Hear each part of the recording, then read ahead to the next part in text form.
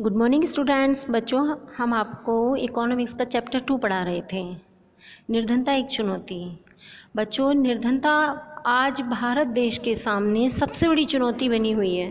निर्धनता के विषय में हमने आपको काफ़ी कुछ पढ़ाया है फर्स्ट वीडियो में, हम आपको सेकंड वीडियो पढ़ा रहे हैं अपनी। देखिए बच्चों, निर्धनता का अनुमान। भारत में निर्धनता अनुपात में वर्ष 1993-94 में लगभग 45% से वर्ष 2004-05 में 37.2% तक उल्लेखनीय गिरावट आई है। ये गिरावट कैसे आई है? इस गिरावट का मुख्य कारण क्या है कि बढ़ती हुई आबादी से कुछ लोगों को हरित क्रांति, औद्योगिक क्रांति के कारण नौकरी मिली है, जिससे निर्धनता अनुपात में कमी आई है। और बच्चों देखो, भारत में निर्धनता में कमी की गति ग्रामीण और नगरीय भारत में समान नहीं है। देखिए क्यों ऐसा है? देखो बच्चों, गाँव में इतने काम धंधे नहीं होते हैं, इसके लिए लोग शहरों में पलायन करते हैं, तो शहरों में अत्यधिक बढ़ जाती है निर्धनता, क्योंकि उन्हें इतने लोगों को काम नहीं मिलता है। ग्रामीण क्षेत्रों में निर्धनता में गिरावट कृषि में आई है, हरित क्रांति के कारण भी आई है। हरित क्रांति के कारण लोगों की आय में वृद्धि हुई है। अब हम आपको बताएंगे असुरक्षित समूह। असुरक्षित समूह में देखो बच्चों, जो सामाजिक समूह निर्धनता के प्रति सर्वाधिक असुरक्षित हैं, वे कौन कौन से हैं? देखिए, अनुसूचित जाति, अनुसूचित जनजाति के परिवार। आर्थिक समूह में सबसे अधिक असुरक्षित समूह ग्रामीण कृषि श्रमिक परिवार और नगरीय अनियत या अनिश्चित मजदूर परिवार हैं, जैसे रिक्शा चलाने वाले हैं, दिहाड़ी मजदूर हैं, ये सब लोग होते हैं। नगरीय क्षेत्रों में 34% अनियत या अनिश्चित मजदूर निर्धनता रेखा के नीचे होते हैं।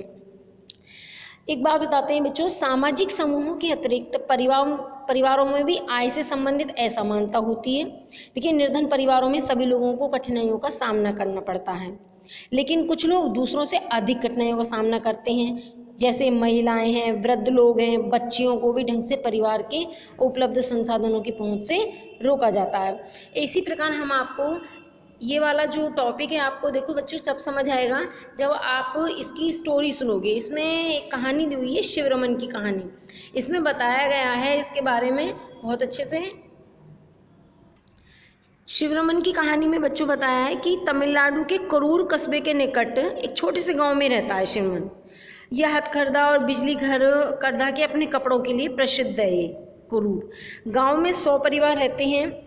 शिवरमन है जो मोची जाति का है और अब वह 160 रुपये प्रतिदिन के हिसाब से खेतिहर मजदूर के रूप में काम करता है, लेकिन उसे वह काम वर्ष में मात्र 5-6 महीने के लिए ही मिलता है।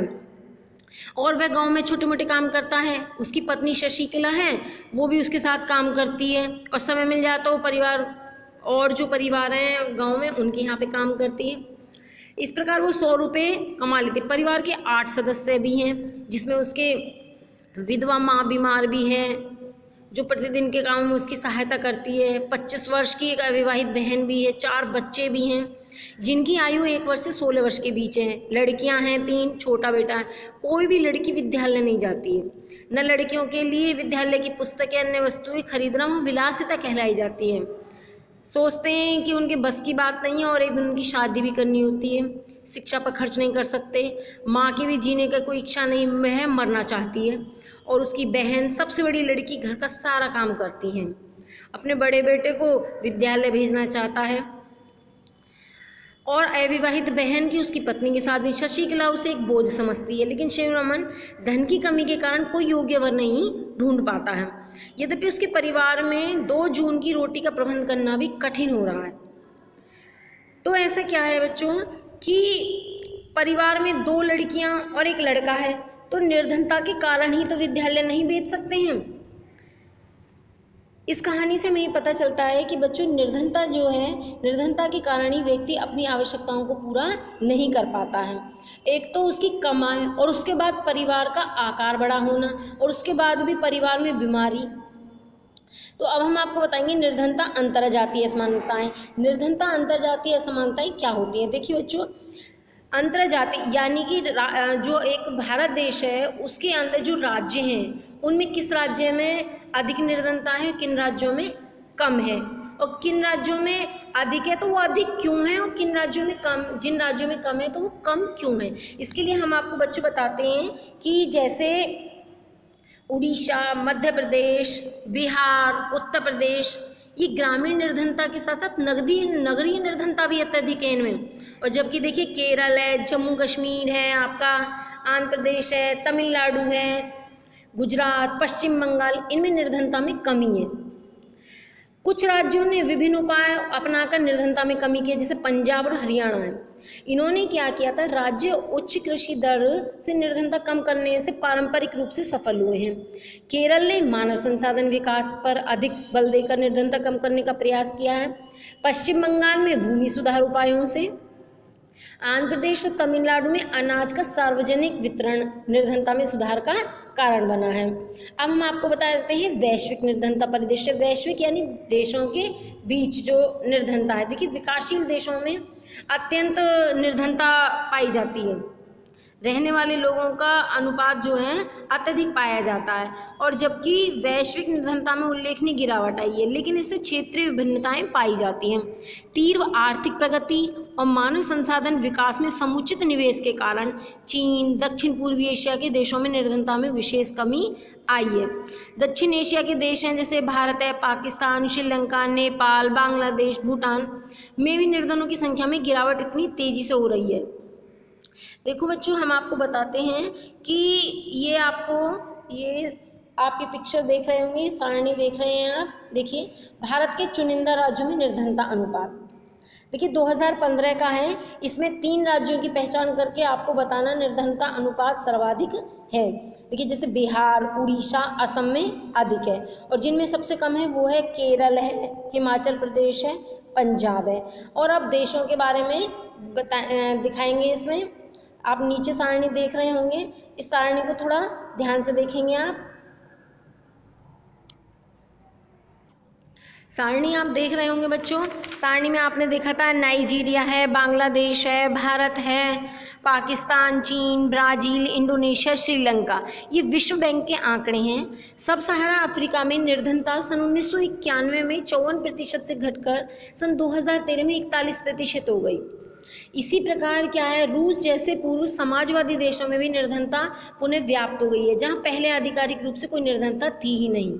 संयुक्त राष्ट्र के नए सतत विकास का लक्ष्य है सन 2030 तक सभी प्रकार की गरीबी समाप्त करना है। बच्चों ये आपको आंकड़े भी दिख रहे होंगे। देखिए प्रतिदिन 1.9 पर जीवन यापन करने वाले लोग हैं। चीन है, लेटिन अमेरिका, पूर्व कैरेबियन, दक्षिण एशिया, सब सहारा अफ्रीका, पूर्व एशिया और प्रशांत। ये आपको समझ आ रहा होगा, ये विश्व बैंक के आंकड़े हैं। दूसरी ओर देखिए आप, ये दूसरी पिक्चर देखेंगे आप। इसमें क्या है, ये विश्व के उन क्षेत्रों की पहचान करेंगे जहाँ निर्धनता अनुपात में गिरावट आई है। जैसे इससे पहले तो आपने जो पढ़े थे उसमें ये था कि प्रतिदिन 1.9 पर जीवन करने वाले लोगों का आरेख बना हुआ था, और अब यह है कि विश्व के उन क्षेत्रों की पहचान करेंगे जहाँ पर निर्धनता अनुपात में गिरावट आई है। देखिए जैसे दक्षिण एशिया, पूर्व एशिया, प्रशांत, चीन। दक्षिण एशिया में निर्धनों की संख्या सर्वाधिक पाई जाती है। अच्छा, निर्धनता के कारण बताते हैं। देखिए बच्चों, आपका अगला टॉपिक है निर्धनता के कारण। ये निर्धनता क्यों होती है? देखिए हमारे देश में निर्धनता के अनेक कारण रहे हैं। सबसे पहले आप सभी बच्चे जानते हैं कि करीबन 200 वर्षों तक हमारे देश पर अंग्रेजों ने शासन किया था। ब्रिटिश औपनिवेशिक शासन के दौरान भारत की जो आर्थिक स्थिति बहुत खराब हो गई थी। उन्होंने क्या किया था कि किसी समय में हमारा देश सोने की चिड़िया कहलाया जाता था बच्चों, और हमारे देश में सुख संपदा मानी कि संपत्ति इतनी थी, सोना, चांदी, हीरे, जवाहरात, सब कुछ बहुत अधिक था। लेकिन इन अंग्रेजों ने क्या किया कि हमारे देश से कच्चा माल ले जाते और अपने वहाँ पर जाकर के अपनी कंपनी वगैरह में तैयार माल ऊंचे दामों पर बेचते थे। तो जिससे हमारे देश को इन्होंने धीरे धीरे बिल्कुल खोखला कर दिया। इन्होंने हमारे भारत की आर्थिक स्थिति को पूरी तरह जर्जर हालत में पहुंचा दिया।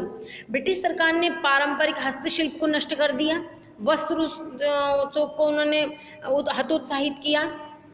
इन कारणों से भारतीय आर्थिक विकास को बहुत हानि हुई और आर्थिक विकास हमारा मंद हो गया। विकास की दर हमारी इतनी ज़्यादा गिरा दी इन्होंने, भारतीय आर्थिक विकास की धीमी को बिल्कुल धीमा कर दिया। दूसरा है जनसंख्या नियंत्रण। एक जनसंख्या वृद्धि ने भी हमारे देश में निर्धनता को बहुत अधिक बढ़ाया है। देखिए, भारत में सिंचाई और हरित क्रांति की सफलता ने कृषि क्षेत्र में अनेक अवसर पैदा किए, लेकिन इसका प्रभाव भारत के कुछ क्षेत्रों तक ही सीमित रहा। सरकारी और गैर सरकारी क्षेत्रों में कुछ रोजगार उपलब्ध कराए गए, लेकिन ये लोगों के लिए पर्याप्त नहीं थे। शहरों में रोजगार की तलाश में आए लोग रोजगार न मिल पाने के कारण रिक्शा चालक, विक्रेता, गृह निर्माण श्रमिक, घरेलू नौकर आदि के रूप में कार्य करने, लोगों को रहने के लिए मकान नहीं, झुग्गी झोंपड़े में रहने लगे।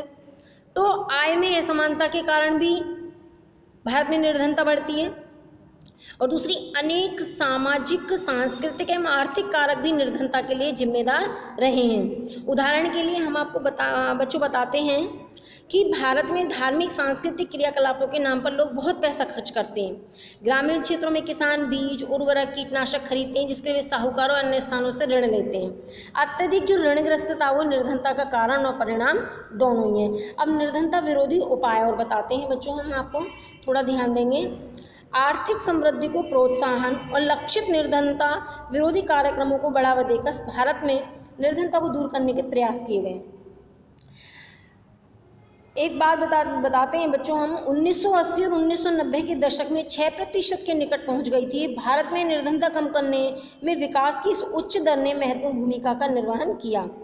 वस्तुतः आर्थिक समृद्धि अवसरों के रास्ते खोल देती है। सभी बच्चे ध्यान देंगे। और मानव विकास में निवेश के आवश्यक संसाधन उपलब्ध कराती है। जैसे शिक्षा में अधिक आर्थिक लाभ पाने की उम्मीद से लोगों को अपने बच्चों को, लड़कियों को सहित स्कूल भेजने के लिए प्रोत्साहित करती है। लेकिन इस आर्थिक विकास से उत्पन्न अवसरों से निर्धन लोग प्रत्यक्ष लाभ नहीं उठा पाते हैं। कृषि क्षेत्र में समृद्धि उम्मीद से बहुत कम रही है। आगे बच्चों हम आपको बताते हैं कि इन परिस्थितियों से निपटने के लिए लक्षित निर्धनता निरोधी जैसे कार्यक्रमों को अत्यधिक आवश्यकता है, ताकि निर्धनता पर अंकुश लगाया जा सके। भारत सरकार ने इस प्रकार के कई कार्यक्रम बनाए हैं, उनमें से कुछ निम्नलिखित हैं। जैसे प्रधानमंत्री रोजगार योजना जो 1993 में चलाई गई थी, ग्रामीण रोजगार सृजन कार्यक्रम 1995 में, स्वर्ण जयंती ग्रामीण रोजगार योजना 1999 में, प्रधानमंत्री आय उदय योजना 2000 में। देखिए, प्रधानमंत्री रोजगार योजना के बारे में हम आपको बच्चों बताते हैं, थोड़ा ध्यान देंगे कि इसमें क्या, इस कार्यक्रम का मुख्य उद्देश्य क्या था। ग्रामीण क्षेत्रों और छोटे शहरों में शिक्षित बेरोजगार युवकों हेतु स्वरोजगार के अवसर उपलब्ध कराना। और ग्रामीण रोजगार सृजन कार्यक्रम का था क्या था कि ग्रामीण क्षेत्रों और छोटे शहरों में स्वरोजगार के अवसर सृजित करना। स्वर्ण जयंती ग्रामीण रोजगार योजना में क्या था कि निर्धन परिवारों को स्वयं सहायता समूह में संगठित कर बैंक ऋण और सरकारी सहायता के संयोजन द्वारा निर्धनता रेखा से ऊपर लाना। और प्रधानमंत्री ग्राम उदय योजना का क्या था, इसका उद्देश्य था प्राथमिक स्वास्थ्य, शिक्षा, ग्रामीण आश्रय, ग्रामीण पेयजल और ग्रामीण विद्युतीकरण जैसे मूल सुविधाओं के लिए राज्यों को केंद्र द्वारा सहायता उपलब्ध कराना। अगली 5वीं योजना अंत्योदय अन्न योजना, ये 2000 में हुई थी। इस योजना के अंतर्गत क्या था बच्चों कि जो ग्रामीण में, इधर देखेंगे बच्चों, थोड़ा ध्यान देंगे कि ग्रामीण में क्षेत्रों में, छोटे शहरों में जन वितरण प्रणाली को सुव्यवस्थित ढंग से विकसित कराया। और राष्ट्रीय काम के बदले अनाज, यानी कि इसमें क्या था कि निर्धन जो लोगों के लिए प्रारंभ किया गया था ग्रामीण में, जिन्हें मजदूरी और रोजगार की आवश्यकता है, वे अकुशल शारीरिक काम करने के भी इच्छुक हैं। और महात्मा गांधी राष्ट्रीय ग्रामीण रोजगार गारंटी अधिनियम जो 2005 में चलाया गया, इस योजना में क्या था कि प्रत्येक ग्रामीण परिवार को 100 दिन के सुनिश्चित रोजगार का लाभ मिलता है। इस योजना के अंतर्गत 1/3 रोजगार महिलाओं के लिए आरक्षित। आगे हम बताते हैं बच्चों भावी चुनौतियां। देश में संचालित कार्यक्रमों और सरकार की कई नीतियों के द्वारा भारत में निर्धनता में उल्लेखनीय कमी आई है। लेकिन क्या है, इस कमी के होने पर भी भारत में निर्धनता उन्मूलन भारत की सबसे बाध्यकारी एवं कठिन चुनौती है। कुछ सामाजिक आर्थिक समूह निर्धनता के प्रति अत्यधिक असुरक्षित होते हैं। इन चुनौतियों को दूर करने का प्रयास किया जा रहा है। निर्धनता को दूर करने के लिए मुख्यतः बच्चों उच्च आर्थिक समृद्धि, सबके लिए निःशुल्क प्राथमिक शिक्षा पर जोर, जनसंख्या में कमी, महिलाओं और समाज के आर्थिक रूप से कमजोर वर्ग के सशक्तिकरण पर बल देना है। तो बच्चों हम आपको बताते हैं कि अगले दशक के अंत तक सभी वर्गों को न्यूनतम आवश्यक आय के साधन उपलब्ध हो जाएंगे। सभी को स्वास्थ्य सेवा, शिक्षा, रोजगार, लैंगिक समता, निर्धनों को सम्मान दिलाना जैसी चुनौतियों को पूरा करना है। निर्धनता उन्मूलन हमेशा गतिशील लक्ष्य है। और इसको प्राप्त करने के लिए तत्परता में सदैव प्रयासरत रहना होगा। सभी बच्चों को ये हमारी सेकंड वीडियो में अच्छे से समझ आ गई होगी। आपका चैप्टर 2 इकोनॉमिक्स का कंप्लीट हो गया, निर्धनता एक चुनौती। इस वीडियो को ध्यान से देखेंगे और लाइक करेंगे।